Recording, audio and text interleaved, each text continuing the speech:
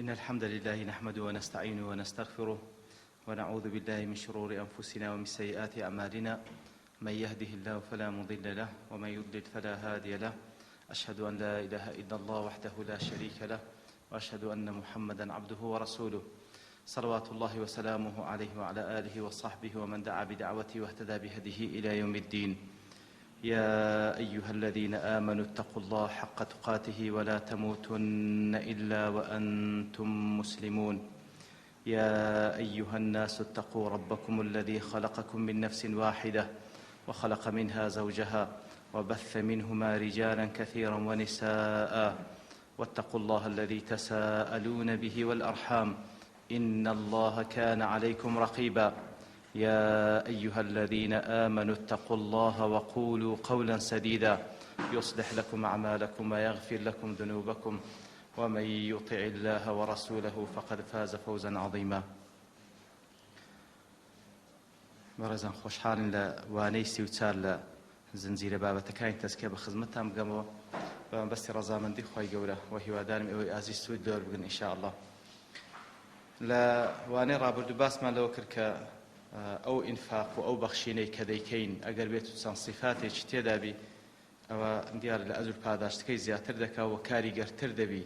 و بە تایبەتیش کاریگەریەکەی لەسەر دڵ و دەرونی ئینسان کە زیاتر مەبەستمان ئەوەیە واتە تەئسیری ئیجابی زۆر زیاتر دەبێت لەسەر دڵی ئینسان بەرەو دڵی زەندی دەیبا بە ئیزنی خوای گەورە. ئیتر لەو نقاتانێک کە باسمان کرد ئەوە بوو کە ئەو بەخشینەی کە دەیکەین پێویستە مەبەستمان ڕەزامەندی خوای گەورە بی، تەڕەدودی تێدا نەبی بەڵکو بە تەثبیتەوە بی، و هەروەها ئەوەی کە دەیبەخشین هەوڵ بدەین لە چاکترین ئەو شتە بیکەوە هەیتمان ببەخشین. خاڵی سێم کە ئیشارەتمان پێدا دوورکەوتنەوە لە منەتکردن و ئەزیەتدان لەبەرەوەی وەکو خوای گەورە سوبحانه وتعالى لە سوورەتی ئەلبەقرەدا دەفەرمی يا أيها الذين آمنوا لا تبطلوا صدقاتكم بالمن والأذى. كواتا خواهي قول سبحانه وتعالى باز لو ذكا أصلا منت كردن وأزيدان نكر لأجر بهذا صدقة كم دكاتو أصلا بطالي دكاتو. زالير دا منت كردن سيا وأزيدان كوا. منت كردن وكزانان كبوشوي تعريفي دكان دلين هو تذكير المنعم عليه بإنعامه. كواتا أو كسي كوا شتێک دەبەخشی بە کەسێکی دیکە زوو زوو بەبیری بینیتەوە بەبیری بینیتەوە کە من فڵانەشتم پێت بەخشی ئەو منەتکردنە، یعنی مجرد باسکردنی ئەو منەتکردنە. هەتا وەکو ئیوا هەبوو بانووکو عەبدوڕەحمانی کوڕی زیاد دەڵێ بابم نەسیحەتی کرد بووم ئەگەر کەسێک شتێکت پێ بەخشی لە پاشی ئەو بەخشینە کاتێکەوە دەیگەیشتێ سەلامت لێ دەکرد، سەلامکردنەکەت هەستت دەکرد کەوا دەبیتە بارگرانیەک لەسەر ئەو سەلامی لێ مەکە، یعنی بەو دەرەجەی حەساس بوون، یعنی وەکەئەنەمە کە سەلامی لێ دەکەی هەست دەکەی ئەو هەست بە منەتباریەک دەکا سەلامی لێ مەکە. ئیتر ئەبی حامدی غەزالی ڕەحمەتی خوای لێبی دەڵێ من قەزەی منەتکردن لە دڵەوە هەڵدەقوڵێ، منەتکردن لە دڵەوە هەڵدەقوڵێ ئەوجا لەسەر ئەندامەکان و لەسەر قسەکانی ئەو کەسە بەدیار دەکەوی. ئیبن القەیم ڕەحمەتی خوای لێبی کاتێک کە باز لە منەت دەکا عینی ئەویش بە هەماشەوە دەڵێ دوو نەوع منەتکردن هەیە. یەکەمیان منەتکردنێک هەلە ناو دڵیتی بەبێ ئەوەی تەسریحی پێ بکە، بەبێ ئەوەی کەوە ئاشکرای بکاتن، دەڵێ ئەوە ئەگەر سەدەقەکە ئیبتالیش نەکاتەوە، ئەگەر بەتاڵیشی نەکاتەوە وەکو خوای گەورە ئاەتەکە دەفەرمی لا تبطلوا صدقاتكم بالمن والأذى، لەبەر ئەوەی هێشتا بەدەری نەیەخستێت تەنها لە ناو دڵیتی، دەڵێ ئەگەر ئەوە بەتاڵیشی نەکا دەبیتە مای ئەوەی کەوە یاخود لە چیەوە هەڵقوڵایە ئەو منەتەکە لە ناو دڵیتی، لەوەیەوە هەڵقوڵایە کە ئەو ئەسڵەن نوقسانیەک لەوەیدا هەیە کەوە هەست بەوەی ناکە ئەو ناز و نیعمەتەی خوای گەورەیە پێی بەخشیە و خوای گەورەیە سوبحانه وتعالى تەوفیقی کردێ بۆی کەوا ببەخشی، کەواتە نوقسانی لەو شعورەی هەیە لێ منەت دەکا. ئەگەر نا هەست بکاتن ئەوە ماڵی خوایە و خوا پێی بەخشیە و خواش تەوفیقی کردێ ببەخشی تۆ لە پێی ناوی ئەو منەتەی ناکا لەسەر کەسێک. و دیارە بە زمانیش منەتکردن ئەو وەکو گوتمان هەر وەکو خوای گەورە سوبحانه وتعالى دەفەرمیتن دەبیتە مای بەتاڵکردنەوەی ئەو سەدەقە و بەخشینەیەکەوە ئەو کەسە کردیتی. ئیتر بە چ شێوازێک مەسەڵەن بدەتن ئەعتەیتوکە کەدا وەکەدا، ئەمن فڵانەشت و فڵانەشتم دایتە تو، یاخود ئەعتەیتوکە فەما شەکەرت، یعنی وە شێوازەکانیتی ئەمن ئەتوو فڵانەشتم بە تو بەخشی بەڵام ئەتوو سوپاسی منت نەکرد. وجلو هلو روانجيوا كابن القيم رحمة الله عليه باز لمسألة من ندك ديار يقلنا وبيروزكان إخوي جور سبحانه وتعالى تيا المنان بل إخوي جور سبحانه وتعالى خاون منته لسربندكاني خوای گەورە خاوەن منەتە لەسەر بەندەکانی ئەو ناوەش تایبەتە بە خوای گەورە نابی هیچ مەخلووقێک بەشداری خوای گەورە بکە لە مەنانیەکەی سبحانه وتعالى لەبەرەوەی خوای گەورە حەقی منەتی هەیە لەبەرەوەی لە ئەسڵەوە ئەو نیعمەتەی بە تو بەخشیە لە ئەسڵەوە ئەو نیعمەتەی لە فەزڵ و ڕەحمەتی خۆی بە تو بەخشیە بەڵام کاتێک کە ئەتو شتێک بە کەسێک دەبەخشی خۆت لە ئەسڵەوە پێت نەبەخشیە ئەسڵەن ماڵی تو نییە وكخواي قول فن أنفقوا مما جعلكم مستخلفين فيه ببخشن لو مالك أخوا أنقول كرت خليفتي دا يعني مالي تونيا أصلا أتوه تشيلي خاون مالك بيد بخش فرمان بيدك بي بخشوا كواتا مالي تونيا دا أكو أتو منت بيب كات كوادي بخشوا بلكو سباسي خواي قول بيب كابوي كوا أتو توفيق كركا ببخشي لبيناوي أو سبحانه وتعالى كواتا كخواي قول منانا شاني خويتي منانا لبروي لا أصله بتوي بخشية ببيه هيز مقابلك ببيه هيز مقابل أو خالقه سبحانه وتعالى أتو عبدي وانيا كواتا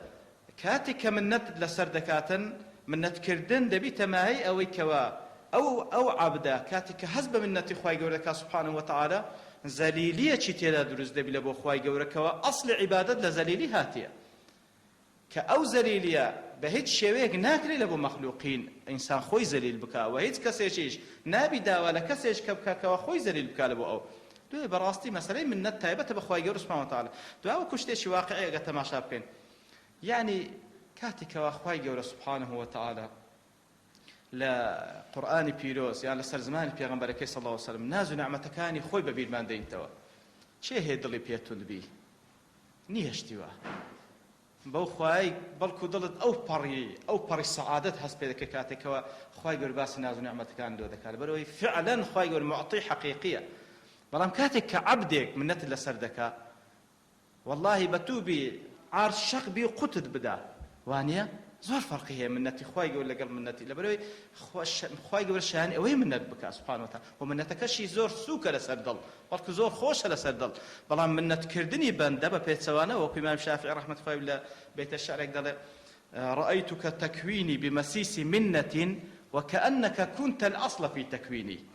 تدبيني ما تمنتم لسردكي بتسي بمنتك دبينم أتو أمني وكبلي تكويني دمسوتيني داغم دكي بمنتك كان سرم دكي وكأنما أتو أصل بوي لبو درزبوني من إيكا كتسمنت من سر دكي مالك خواي قول بيتي بخشيا بفضل خواي قول أتو بخشيتو باشان كاتي كوا أو كسم ندكا من ند لسر كسك دكا كوا بي بخشيا لو منطلقية أو خواي قول سبحانه وتعالى صدق كيدي قبولناك لبلو أصلاً أو ديار بوهم وباداشتي خواي جوري لمقابل صدقكي رازينية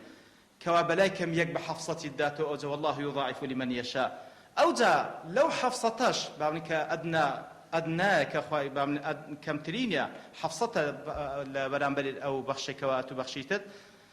لباشي أو اندش أو ذات تصاوري لكي لدستي بندش تيكد لبرامبل بي بخشريتوا كاتو معناه ترازيني ببخشي خواي يقول لو منطلقي لو روانجيه وبراستي اتو بخشينو صدقه كد بتال دبيتو لبريت بپاداشت خواي يقول رازيني داوادكي خلقك او كبيد بخشينا پاداشت بدنوا كاتو براستي بهمو شيوك من نتكردن للاني بندوا شتشي مرفوزه وصدقكش بتال دكاتو وبپيتوانش لا خواي يقول سبحانه وتعالى من نتكردن شتشي زور خوشه كفعلا حسب عبوديتك إلى بخواي جورا أو خدايك رب وبروردگارتا من ندك لسترد بوناز ونعمتان كبيتي بخشية كفعلا حق خوشتي من ندبك ذا ديال من ندكردن وكوت من علامته هي علامتك بظاهري أو كوكسيك هل بأشكال مثلا وكوت من بيدر إذا فلانشتم بيد بخشي أو هام كر أو ديال باشا دي علامتي باطني من نتسية يعني كوه كسيك بزانيتن كسيك بزاينتن كوا من ندل ناودلي هي يعني برامر بو بخشي كذا بخشي أيش أودلي طلب المكافأة عليه بأي شكل من أشكال الشكر أو الدعاء والخدمة أو التوقير والتعظيم يعني لضلوا حزبك أو كسيك بيد بخشي هەر سوپاسەشی بکا بە دوعاشی لۆ بکە. یعنی ئەوە نیشانەی ئەوەیە کەوە ئەسڵەن منەت لە ناو دڵ و دەرونی هەیە ئەگەر بە زمانیش دەری نەبڕی. یعنی کاتێکەوە تو شتێکت بەخشی حەزت لێبوو کابرای کە پێی دەبەخشی سوپاست بکە یان دوعات لۆ بکە، ئەوە ئەسڵی منەتە بەڕاستی ناو دڵ و دەرونت ئەگەر نەشی دەرچێنی. جا ئەبوو حامدی غەزالی ڕەحمەتی خوای لێبی کاتێکەوە لێی دەپرسن دەڵێن بە چ شێوەیەک بزانانی ئەو کەسە منەت لە دڵیت یاننا، دەڵێ علامەتێکی زۆر ورد باز دەکا، دەڵێ تەسەوڕ بکە ئەو کەسێک کە ئەتوو پێت بەخشیە ئەگەر بێت و لە دوای بەخشینەکەی غەڵەتێکت بەرامبەر بکە، لە دوای بەخشینەکەی غەڵەتێکت بەرامبەر بکە، ڕەتفعلی تو زیاتر دەبی لەوەی کەوا پێش ئەوەی پێی ببەخشی. یعنی ئەتوو فلانە کەس با بڵێن زەید ئەمن هێشتا پێم نەبەخشی ئەگەر غەڵەتێکم بەرامبەر بکە یعنی ئەو غەڵەتە چی کرد، بەڵام پاش ئەوەی کە پێم بەخشی تاوەکو لە دڵی خۆم زانم ئەسڵی منەت هەیە یان نا، ئەگەر زەید لە پاشی بەخشینەکەم غەڵەتم بەرامبەر بکە یەکەم قسە بەسەر زمان و بخوانێت چەند سەفلەیە. یعنی ئایا ڕەتفعلت جیاوازە لە پێشی بەخشین و لە پاش بەخشینەکەی لە بەرامبەر ئەو کەسێک کە غەڵەت بەرامبەر دەکا. ئەگەر ڕەتفعلت جیاواز بوو بزانەوە منەت لە دڵت هەیە، ئەگەر وەکو یەکیش بوو بزانەوە خوای گەورە ئەتووی پاراستێ لە منەتکردن. لە بەشی دووەم کە وەکو وتمان منەتکردن ئەوجا ئەزیەتدان دیارە بە قسەی ناخۆش ئەوجا کەسێک با بڵێن کاتێکەوە پێی دەبەخشی قسەی ڕقی لەگەڵ بکەی دوم چاوت گرژ بی لەگەڵی ئیتر با بڵێن وەکو دەڵێ هەتک و ستر ئەو سترەی خوای گەورە سوبحانەهو وتەعالا لەسەری ئەتوو هەڵی بدەیەوە ئیتر لە هەموو جێیەک باز بکە ئەمە فڵانەشتم پێ بەخشی ئەوهام کرد و ئەوهام. ئیتر ئەوە بەڕاستی لێیە تەماشا دەکەی بەخشینی سری زۆر چاکترە لە بەخشینی عەلەنی، مەگەر لە مەسەلەی زەکات بیتن بۆ نیەتەش بە ئاشکرا بیدەی تاوەکو ببیتە هاندانی خەڵکیتی کەش ئەوانیش ببەخشن دەبی زۆر ئاگەر لە نیەت خۆشت بی، ئەگەر نە بەڕاستی بەخشینی بەنهێنی وەکو بە چەندین دەلیل لە قورئان و لە سوننە زۆر باشترە بە شێوەیەک وەکو پێغەمبەر دەفەرمی حتى لا تعلم شماله ما أنفق يمينه. بەڕاستی ئەوە زۆر مهمە، یەک لەو کەسانێکەوە یاخۆ یەک لەو سەرفانێکەوە خوای گەورە ستریان دەکا لە ژێر ئەو سێبەرەی کە خوای گەورە سوبحانەهو وتەعالا لە ڕۆژی قیامەت کە هیچ سێبەرێک نەتەنها ئەو سێبەرێک کە خوای گەورە خەڵقی دەکا ئەو کەسەیە کەوا نەفەقەیەک و بەخشینێک دەبەخشی بە شێوەیەک هەندە بەنهێنی دەیبەخشی لا تعلم شماله ما أنفق يمينه. وانە کەواتە بەڕاستی یەک لە شێوازەکانی ئەزیەتدان کەسێک کەوا خوای گەورە ستری کردیە ئەتوو ئەو نەفەقەی کە پێی دەبەخشی بچی ئەو پەردەی لەسەر هەڵ بدەیە و لە هەموو جێگایەک باسی بکەی کاکە ئەمن شتم پێ بەخشی. ئەوە یەک لە شێوازەکانی ئەزیەتدانە و هەروە بەڕوەچی گەرجیش لەگەڵی بجلێەوە بە هەر شێوەیەک بە قسەی ناخۆش. ئەوجا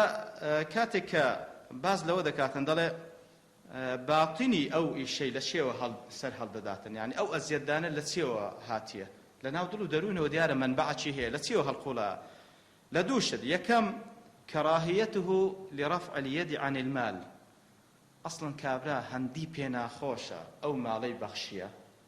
يتركو دريبكا يعني أو رقوقيني أو شتيكا وكبلي دلي بارتيق لزرجي لويتو كاتك أو مالي بخشية كأو مالي بخشية زوري بينا خوشة بخشيتي بتي دري دبري بخشينك بنا بينا خوش بونكي بأزيداني أو كسيكوا پێی بەخشی ئەو بە قسەی ناخۆش بە ڕوو گرژکردن بە هەڵدانەوەی پەردە و ستری خوای گەورە لەسەر ئەو کەسە. ئەوە یەک. دووەمیان لەو ڕوانگەیەوە هەڵدەقوڵی ئەزیەتدان ئەو کەسەی کەوا دەبەخشی وا تەسەوڕ دەکە ئەو پلە و پای زۆر بەرزترە لەو فەقیرێک کە ئەو پێی بەخشیە و ئەو فەقیرەش مادام محتاجە بەوی کەسێکی زۆر بێقیمەتە. دیارە وەکو إمام غزالي دلتن هردو الشيان هردو منبع وكلاهما منشأه الجهل. براسي هردو الشيان لزهله هالقولا أو دو شعورا أصلا كاتكوا رقي لوي بويتوا وكوتمان زوري بينا خوشكوا أو برمالي بخشي لبينا إخوائي قول سبحانه وتعالى ديارا وكو أو دلتن لحمقو لقمجي خويتي أقرنا كسيك بەو شێوەی معاملە بکا لەگەڵ خوای گەورە سوبحانەهو وتەعالا کە بەلای کەم یەک بە 700 پاداشتی بداتەوە ئی هەندێ خەفەت بخوا لە ماڵێکی کەوا بەخشیتی لە بەرامبەردا بەلای کەم یەک بە 700 پاداش بدرێتەوە، ئەو کەسێکی ئەحمەقە یانەوە تا زوعفی ئیمانی هەیە. وكسي بابن شعوري دوامش كا واتي دقا أو مادام دا بخشي أو تاكتر لو كسي كوالي وردقري وأويشان كسي حقيرة وزليلة ديار أوشيان قضية زور خطرة أصلا أقربيتو بفعلي تماشاي قضية كي بكينما بيوست أو كسي كذا بخشي ممنوني أو كسي بكوالي وردقري أدي قولي ورنقري بس الشيويك بخشين دا بخشي شي أقر كسيك لي ورنقري بس الشيويك أو فضلي بدز دكوي أو كواتا بيوست ممنوني أو فقيري بكلي وردقري كأو دبيتا وسيليك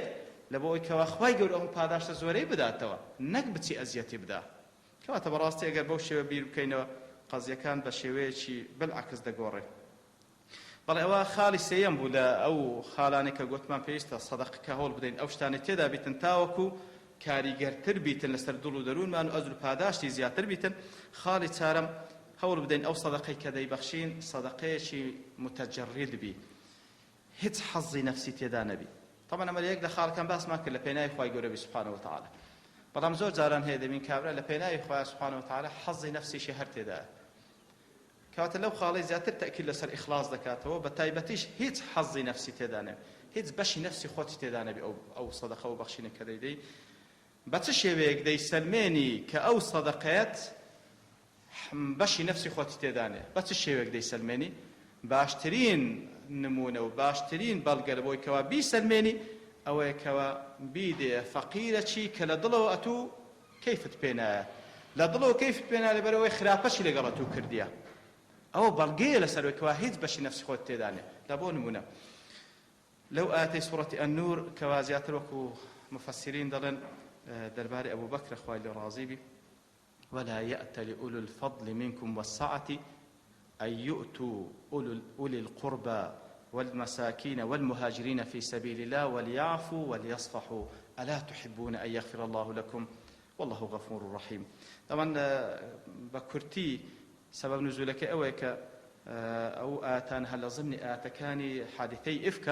حادثي إفك معلومة كاتك وبختاني بدايك من عائشة كر خايل رازي بيتن كالسورة النور خاي جورا زياتر لدأ لسر أو باب تداد بزين براءة السيدة عائشة خايل رازي بخزاني بيغمبر صلى الله عليه وسلم لسروي حفظ آسمان أنداد بزي كمعلومة كساني لمنافقين ولسروي هموش عن عبد الله كوري أبي كزياتر أو تشني بيكر بو قضية ايتر وكو عائشة بخوي دجرت خوي رازي بيتن كزور بمان جمال بو قضية بتابت اوسن روجي كباس ذكرتن عائشة بخوي دفرمي خوي رازي بي باشي تسن روجي كوالو ايشو ازار ناخوش دابو بسبب او قصنا خوشاني كبران بري ذكرى دفرمي تصورم ذكر او بري او بك واخوي جور سبحانه وتعالى بخونك حق تكلبو بيغمبر صلى الله عليه وسلم روم بكاتو بخونك لبلو خوني بيغمبران عليه الصلاة والسلام حق وحيا قد تصورنا ذاك الآيات دابزي سبحان الله ايتر آيات دابزي كوقت من زياتر لدا آيات لسر عائشة خويل رازي بتن يعني استاما لو أنا يقل حكمة كاني تذكين كطبعا حكمتي قلق زورة هم آيات كاني خوي جورة لبرت فلان آيات دابزي كاللي رجدا لبرت براءتي دايك من عائشة خويل رازي بي لقرآنك دابزي كيتلى إلى يوم القيامة حكمتي تيا حكمتي زورة يقل حكمة كان لو أنا إستا أما زياتر تيدقين ديارة سبحان الله عبد الله كوري أبي ديارة دوبارة دبيتوا يعني تماشادك إستا لدواي زياتر لهزار صارص الصال عبد الله كوري أبي بناوشي ديك إستا سري هالدايتوا وانيا باشي أوي يعني عبد الله كوري أبي كوايدك ليش آيات دانا بزيبو هشتا آيات دانا بزيبو طبعا تعندان لعرضي بيغمبر صلى الله عليه وسلم قزاشي زور قوريه يعني لبو معلومات هر بيستا بزانين نك هر بيغمبري ما صلى الله عليه وسلم كوا أشرف الأنبياء والمرسلين وسيد ولد آدم بيغمبران دي كجبعام هيت بيغمبريك نبوة خلال لعرض وشرف ناموسي هبي أبدا اشتوى نبوة حتى أودو بيغمبري كوا أخواي قرباسي عندك كخيزان كان يعني كافر بوينا خيزاني لوط وخيزاني نوح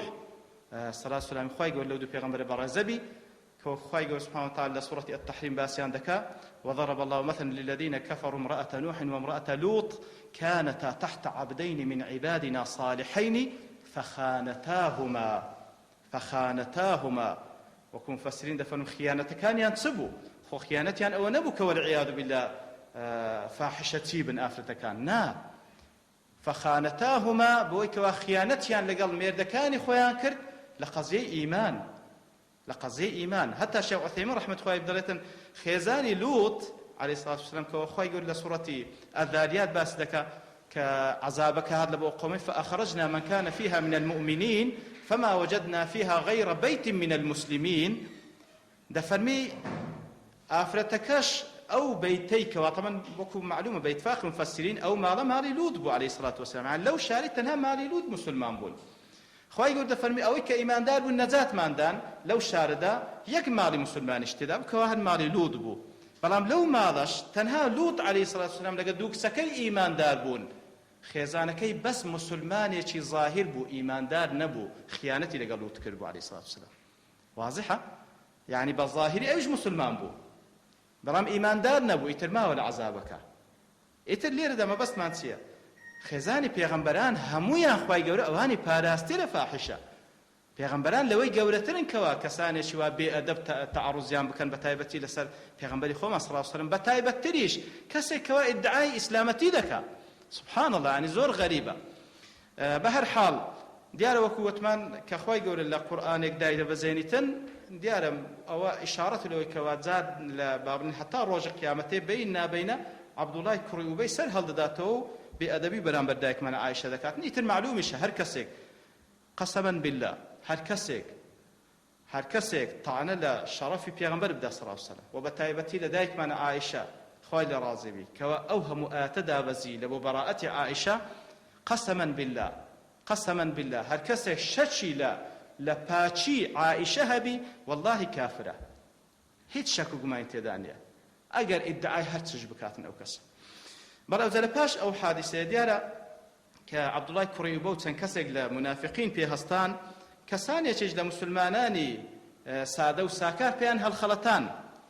یەک لەوانە میستەحی کوڕی ئوثاثە میستەح کوڕەپلچی ئەبوو بەکرە خوای لێ ڕازی بێ ئەبوو بەکر کوڕەپلچیتی و لە فوقەڕای مهاجرینە لە پێشی ئەو حادیسەیە ئەبوو بەکر خوای لێ ڕازی بێ بەردەوامی یارمەتی دەدا طبعا ئەبوو بەکر یەک لە صفاتەکانی کە بەڕاستی زۆربەی صفاتی خەیر لێی کۆ بووبەوە یەک لە صفاتەکانی ئەو منفق بوو سبحان الله چەندین جار هەموو مالی خۆی بەخشێ لە پێناوی خوای گەورە ئیتر یەک لە چاکەکانیەوە بوو لەگەڵ ئەو کابرایە چاکەی دەکرد بە بەردەوام میستەح لەگەڵ ئەوەش ئەوجا میستەح یەک لەو کەسانە بوو کەوە عینی بە قسەی عەبدوڵای کوڕی ئوبەی هەڵخەڵەتا بوو ئەویش هەڵدەستا قەزیەی تەعانەدان لە عایشە خوای لێ ڕازی بێ لە ناو مەدینەی بڵاوی دەکردەوە سبحان الله پاش ئەوەی کەوا ئاتەکان دابەزی و بەڕائەتی سەیدە عایشە دابەزی خوای لێ ڕازی بی ئیتر طبعا ئەو کەسانێک کەوا مبتەلا بوون بەو قەزەیە پێیان سەڵ سەڵەم حەدی لێ دەرکردن جەلدەی لێدان جەلدەی قەذف کەوا هەر یەک لەوانە کە تەعنە لە ئافرەتێکی پاک بدا ئەو ئافرەتە بەری بی 80 جەلدەی لێ دەدرێ ئیتر ئەبوو بەکر خوای لێ ڕازی بی حەقی خۆیتی بڕیاریدا چی دیارمەتی میستەح نادا ئەخە ئەو میستەحە ئەو هەموو چاکەی لەگەڵ کردی وەکو کوردەواری خۆمان دەڵێ هەی چاکەکانم چاوت کۆرە کاوانێ یعنی ئەو هەموو چاکەیە سبحان الله حەقی خۆیتی ئەبوو بەکر خوای لێ ڕازی بی لە جاهیلیەتیش کەس تەعنی لە شەرەفی نەدابوو لە پاش ئەوەی کە دەبیتە صدیق بە شاهێدی خوای گەورە و شاهێدی پێغەمبەری خوا صلی الله علیه وسلم بە اتفاقی هەموو علەمای ئومەت أفضل الناس بعد النبيين أبو بكر خوای لێ ڕازی بی چاکترین کەس لە پاش پێغەمبەران ئەبوو بەکرە بەبێ مناقەشە پاش ئەوەی کەوا مسلمان بووە شخصی یەکەمە لە هەموو کەسێک نزیکترە لە پێغەمبەر صلی الله علیه وسلم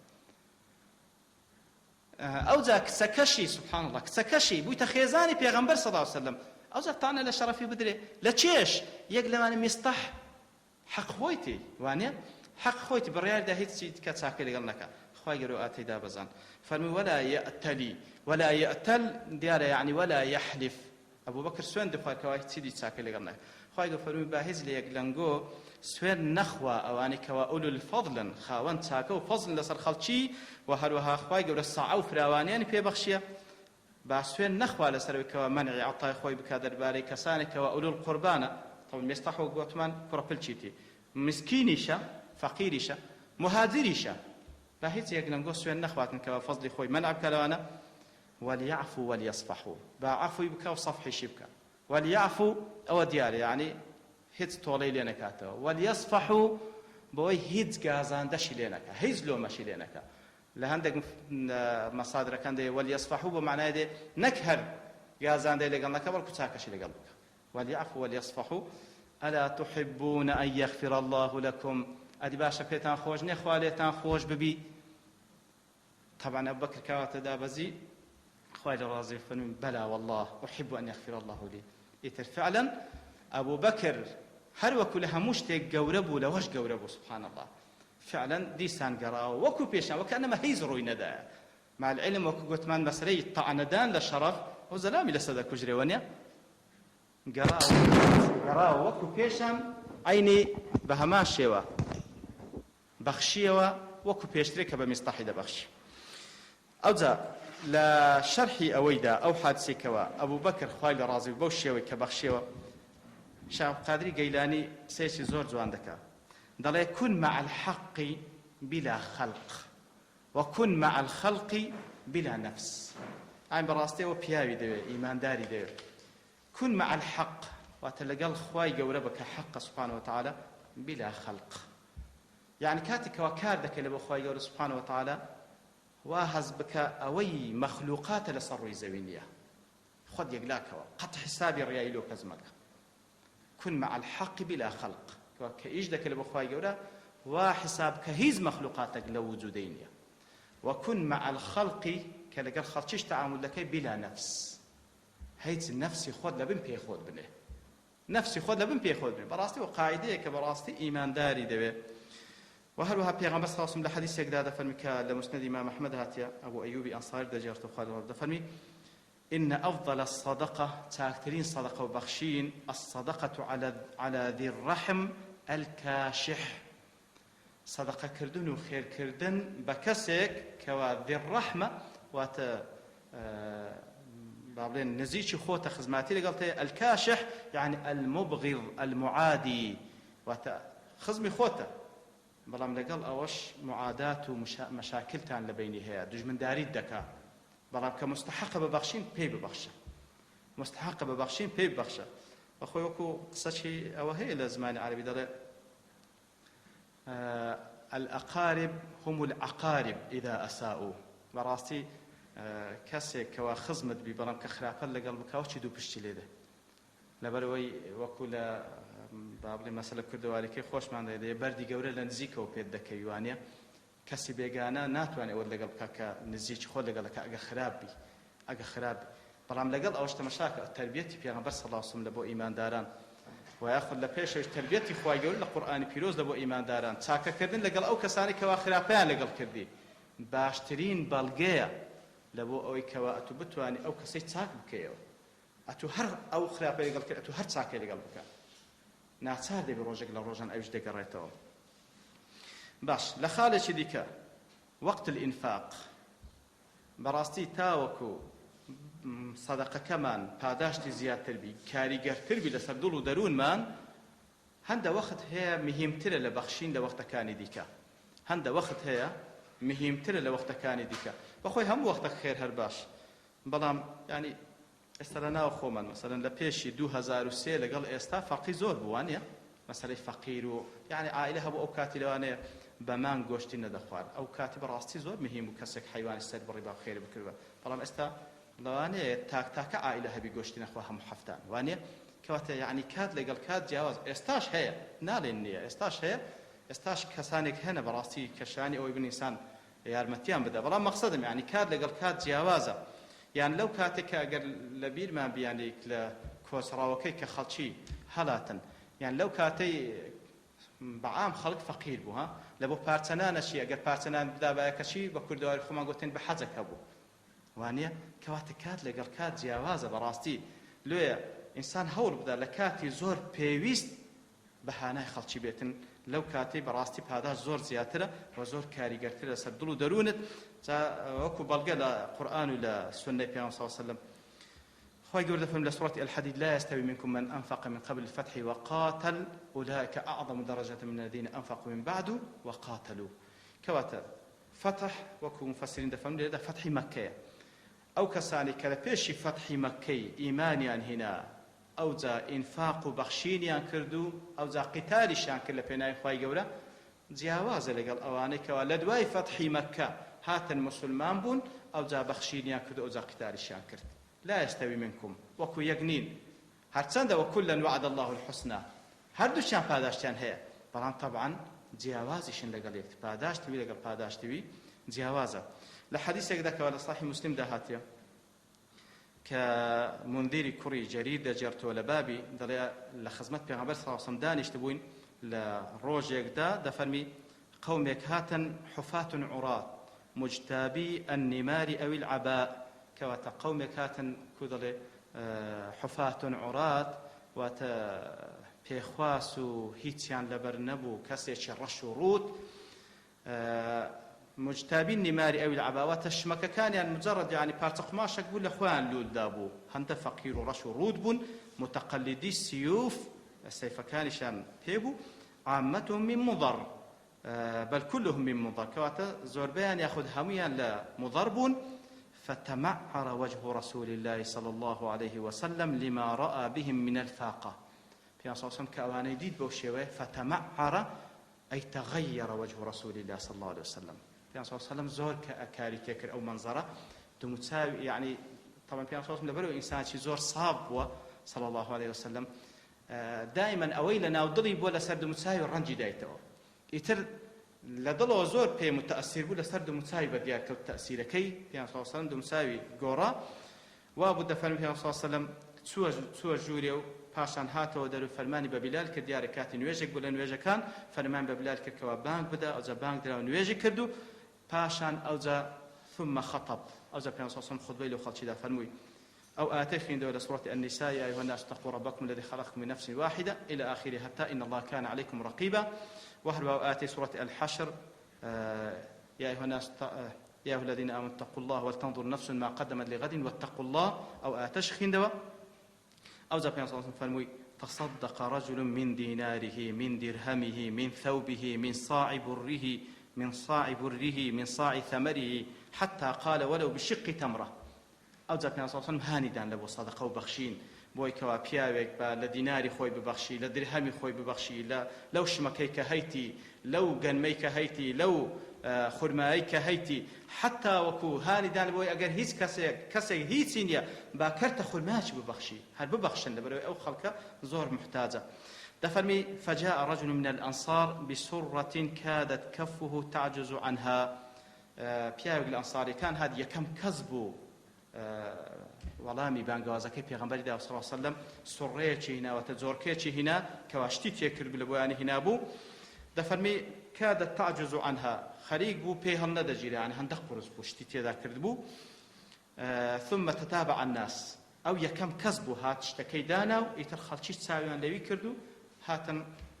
لە عاقبەتدا وەکو دەفەرمیتن حتى رأيت كومين من طعام وثياب حتى دیتم دوو کۆمەڵە شمەک و خواردن لە بۆیان خڕکراوە یعنی دوو کۆمەڵ لە بۆیان خڕکراوە ئەوە لە نەتیجەی ئەوەی کە پێغەمبەر صلی الله علیه و سلم هانیدان ئەوجا یەکەم کەسیش چێ بوو ئەو پیاوە ئەنساریە بوو خوای لە ڕازی بی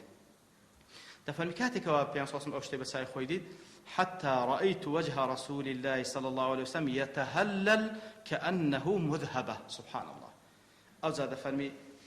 کە دیتی خەڵکە بەو شێوەی بەهانای ئەو خەڵکە هاتن دەفەرمی پێغەمبەر صلی الله علیه و سلم ئەوجا دموچاوی يتهلل وتستنارة ئەوجا ڕۆشن بووە پێغەمبەر صلی الله علیه وسلم وكأنما زیوەکە و لە گەزێر تێکەڵاو بووە دموچاوی پێغەمبەر صلی الله عليه وسلم فقال رسول الله صلى الله عليه وسلم من سن في الإسلام سنة حسنة من سن في الإسلام سنة حسنة فله أجرها وأجر من عمل بها بعده من غير أن ينقص من أجورهم شيء هر کەسێک سنەتێکی چاچی کرد ئەوە ئەجر پاداشتی لە بۆ هەیە ئەجر پاداشت ئەو کەسانش کە چاو لەوی دەکەنەوە بەبێ ئەوەی کەوا لە ئەجر پاداشتی ئەوان کە کەم بکاتەوە ئەویش لەگەڵیان شەریکە سبحان الله یعنی وەکو ئەجر پاداشتی خۆی لۆ دەنووسێ ئەوانەی کە لە دوای چاو لەویش دەکەنەوە ئەجر پاداشتوان لە بۆ خۆیان مەزمونە بەڵام عینی کو لە بۆوان دەسوێت لە بۆیش دەنووسێ سبحان الله یعنی شتێکی زۆر مهمە بابيتسوانا من سن في الإسلام سنة سيئة كان عليه وزر ووزر من عمل بها من بعده من غير أن ينقص من أوزاره من شيء. بابيتسوانا شك سيكشتيش خراب بنت كايا كان ويبي لخرابة براستي وجناحي خويو هر كسيش كتساو لو يبكاتو لو خرابة أو كستسن جناحي لقاته هما جناح لبو الشخصية كمجد نسرية هما جناح لبو الشخصية كمجد زل ليرة دا ما بس ليرة داتية يعني تماشا كاتك زور مهم لبو بخشين كبيان صلى الله عليه وسلم هاني دان لێرە دا یەک خەزیە هەیە حەز دەکەم ئیشارەت پێ بکەین ئەو حەدیسەی کەسانێک دەکەنە بەڵگە لەسەر بیدعای حەسەنە دەڵێن پێیان صلی الله عليه وسلم فەرمووی من سن في الإسلام سنة حسنة فله أجر وأجر من عمل بها إلى يوم القيامة دەڵێن بیدعای حەسەنە هەیە بەحەق دوانە یعنی عولەما کە وەڵامیان دەنەوە ئەوەی کە پێغەمبەر هانیانیدا مەسەلەی سەدەقەیە سەدەقە ئەسڵەن فەرمانێکی خواییە سبحانه وتعالى وسنەتێکی پێغەمبەریشە صلی الله عليه وسلم بەڵام لێرەدا من سن في الإسلام سنة حسنة زانان کوولێشتنەوە سنەتەکە موجودە بەڵام زۆربەی خەڵکی هەجریان کردیە یەکەم کەس کە هەڵدەستی ئەو سنەتەی زندی دەکاتەوە ئەوە فله أجرها وأجر من عمل بها إلى يوم القيامة کە بەڕاستی ئێمەش ئەوڕۆ زۆر پێویستمان بۆ قەزیە هەیە چەندین سنەتی پێغەمبەر هەیە صلی الله عليه وسلم بەڕاستی لەناو خەڵکی وجودی نەمایە هەر کەسێک هەوڵ بدە ئەو سنەتەی زندی بکاتەوە ئەوە ئەجر پاداشتی خۆی و ئەجر پاداش هەموو ئەو کەسانش کە لە دوای دێن ئەوە هەموو لە بۆ ئیش دەنووسرێتن ئیتر بەڕاستی ئەوە بەڵگە نیە لەسەر بیدعای حەسەنە بیدعا چکەوە بیدعا نیە لەبەر گوتمە ئەسڵی هەیە مەسەلە سەدەقەیە بەڵام کەس نەیدەکرد یەکەم کەس کە هات بەو ئیشە هەستا و خەڵکی کە چاویان لێ کرد ئەوە سنەتێکی پێغەمبەری زندی کردەوە صلی الله عليه وسلم نەوەک بیدعایەکی هیناگۆڕێ والعیاذ بالله ئەخیر شت کە باس بکەین زۆر بە خێرایی بەخشین تەنها بەخشین بە ماڵ نییە بەڵکو چەندین شێوازی بەخشین هەیە بەخشین بە نەفس هەیە کە بەڕاستی لە هەم بەخشینەکان گەورەترە کاسێکەوە ڕوحی خۆی بەخشی لە پێناوی خوای گەورە بەخشین بە ڕیاسە بە کورسی و بە مەسئولیەت بەخشین بە ئیسراحەتی خۆت بە وەقتی خۆت کەسێکەوە لە دیار میوانەشدا دەنیشتن هەتا نیوەی شەوێ لە پێناوی خوای گەورەیە ئیکرام و با بڵێن ڕێز لە میوانەی دەنێتن بەخشین بە عیلم کە بەڕاستیەوەش بەخشینی زۆر زۆر مهمە لە بەرەوەی بەڕاستی ژیانی ئەو خەڵکە و ئەڕواحی ئەو خەڵکە متعلقە بەو عیلمە سەحی کەوا ئەو کەسە پێیان دەبەخشی هەروەها بەخشین بە جاه و بە مەکانەت و هەروەها چەندین ئەنواعی کە لە بەخشین لە بەرەوەی کاتکەتەوە هەر ئەوەندە دەڵێن بەڕاستی دەرگای بەخشین چەندین دەرگا خوای گەورە لێمانی کردیتەوە کەسانێکی دەوێتەوە فعلا لە هەر یەک لەو دەرگانە هەوڵ بدا بستەژوری تاوەکو ئەو زور پاداش لە بخۆی بەدەست بینیتن کە بیتەمایەوەی کەوە ئەو ئەضعاف مضاعفەی کە وەکو خوای گەورە فەرمووی بەلای کەمی 1/700 ئەجر پاداشتی بەخشین ئەو جا ببیتەمای ئەوەش کەوە ئەو بەخشینەی کاریگەری لەسەر دڵەکەی هەبی بەرەو دڵی ساغ و دڵی زندی بە کە دەبیتەمای ڕازیبوونی خوای گەورە سبحانه وتعالى ئیتر لە خوای گەورە دەپاڕینەوە سبحانه وتعالى کە هەموو کاتەکانمان لە بۆ خوای گەورە سەرف بکەین ئەو سحەتەی کە هیتمان لە بۆ خوای گەورە سەرف بکەین ئەو ڕۆح و ئەو ماڵێک کە هیتمان لە پێناوی خوای گەورە سەرف بکەین و لە خوای گەورەش داواکەین لێمانی قبول بکە سبحان ربك رب العزة عما يصفون وسلام على المرسلين